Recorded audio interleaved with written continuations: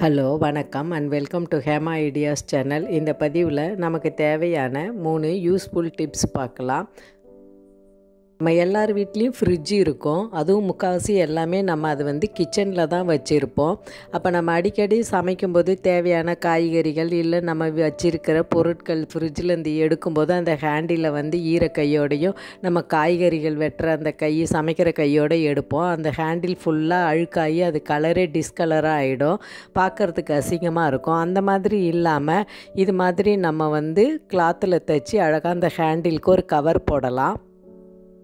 இது வீட்டில் எப்படி செய்யலான்னு பார்க்கலாம். நம்ம இந்த ஹேண்டிலுக்கு ஃபஸ்ட்டு சைஸுக்கு தேவையான அளவு நம்ம வீட்டில் இருக்கிற எதனா அந்த ஃப்ரிட்ஜுக்கு மேட்சிங் ஆகிற மாதிரி கிளாத் எடுத்துக்கலாம்.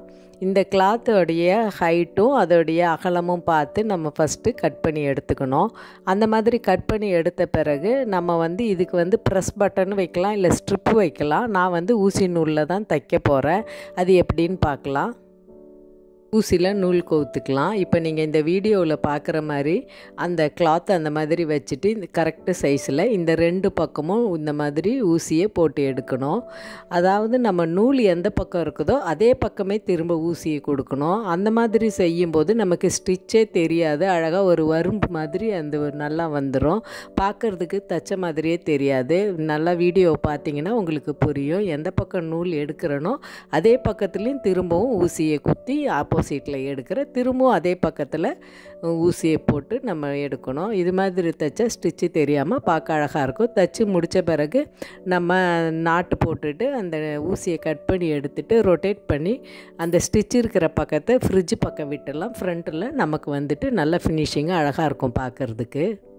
இந்த மாதிரி ஹேண்டிலுக்கு நம்ம கவர் போட்டுட்டாக்கா பார்க்குறதுக்கும் அழகாக இருக்கும். நமக்கு அழுக்காகாமல் அந்த ஹேண்டில் டிஸ்கலர் ஆகாமல் நம்ம ஃப்ரிட்ஜு வாங்கும்போது எப்படி இருந்ததோ அதே மாதிரியே புதுசாக இருக்கும் பார்க்குறதுக்கு. நம்ம சிரமப்பட்டு காசு அதிகம் போட்டு வாங்குகிற பொருட்களை கொஞ்சம் நேரம் நம்ம செலவு பண்ணி இந்த மாதிரி டிப்ஸுகளை யூஸ் பண்ணி நம்ம பொருட்களை புதுசாக வச்சுக்கலாம்.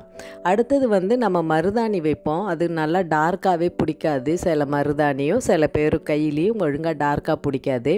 அந்த மாதிரி நல்ல கலராக ரெட்டாக பிடிக்கிறதுக்கு ஒரு ஈஸியான டிப்ஸு. அதுக்கு தேவை கொஞ்சம் எலுமிச்சப்பழ சாறு, கொஞ்சம் சர்க்கரை, அது தொட்டு வைக்கிறதுக்கு கொஞ்சம் பஞ்சு இல்லை காட்டன் கிளாத் எடுத்துக்கலாம்.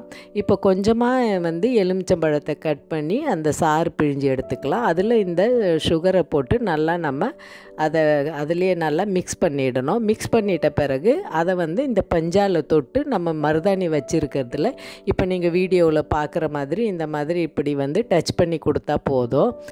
கீழே விழாது. நம்மளாக எடுக்கிற வரைக்கும் கையிலே நல்லா பிடிச்சிருக்கும் அந்த மருதாணி.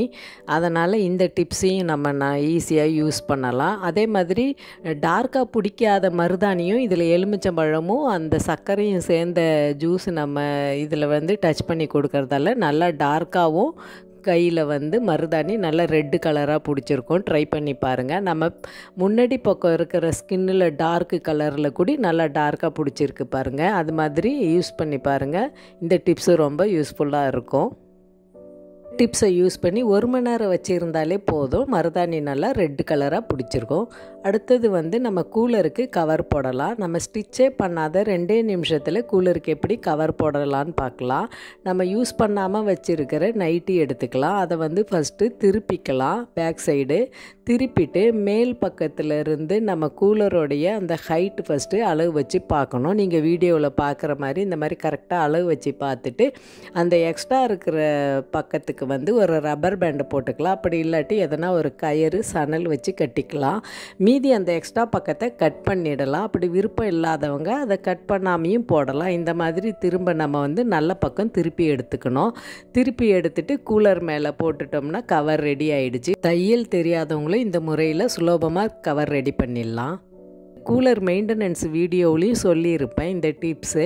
அதை பார்க்காதவங்களுக்கு இது யூஸாக இருக்கும். அதனால தான் இந்த யூஸ்ஃபுல் டிப்ஸில் இதை நான் உங்களுக்கு இதையும் சொல்லியிருக்கேன். இது மாதிரி ட்ரை பண்ணி பாருங்கள். இது மாதிரி சேருக்கும் நம்ம போடலாம்.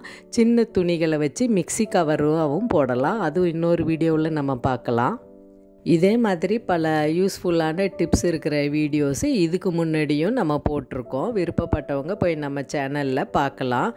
இது வரைக்கும் ஹேமா ஐடியாஸ் சேனலை பார்த்ததுக்கு மிக்க நன்றி. இதில் உள்ள டிப்ஸுங்களை நீங்களும் பயன்படுத்தி பாருங்கள்.